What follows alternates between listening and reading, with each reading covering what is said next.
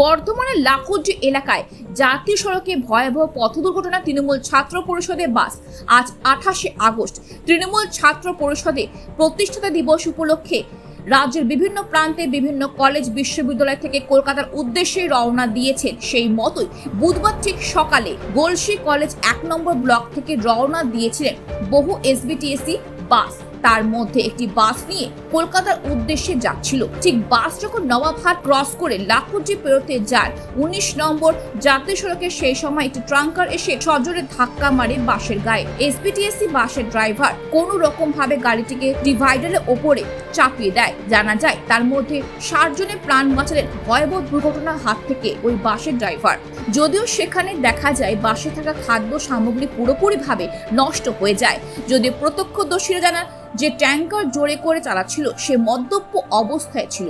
সে হঠাৎ করে ব্রেক কষাতে বাস ট্যাঙ্কারে ধাক্কা না মেরে ডিভাইডারের ওপর দাবিয়ে দেয়। যদিও তৃণমূল ছাত্র পরিষদের সদস্যরা জানান ট্যাঙ্কারের ড্রাইভার মদ্যপ অবস্থায় ছিল বলে তারা দাবি করছেন। যদিও ছাত্র পরিষদের নেতৃত্বরা জানান একটু আঘাতপ্রাপ্ত হয়েছে, সেরকম ভাবে কারো কিছু হয়নি। তবে ছাত্র পরিষদের নেতৃত্বরা ও বাসে থাকা ছাত্রছাত্রীরা ড্রাইভারকে প্রশংসা করেন ও বলেন ড্রাইভারের জন্য আজকে তাদের এই 60 থেকে 65 জনের প্রাণ রক্ষা পেল। এই ঘটনায় বেশ কিছুক্ষণের জন্য জাতীয় সড়ক অচল হয়ে পড়ে। পরবর্তীতে স্থানীয় তৃণমূল ছাত্র পরিষদের নেতৃত্বরা ঘটনাস্থলে গিয়ে অন্য সরকারি বাসে চাপিয়ে দেন।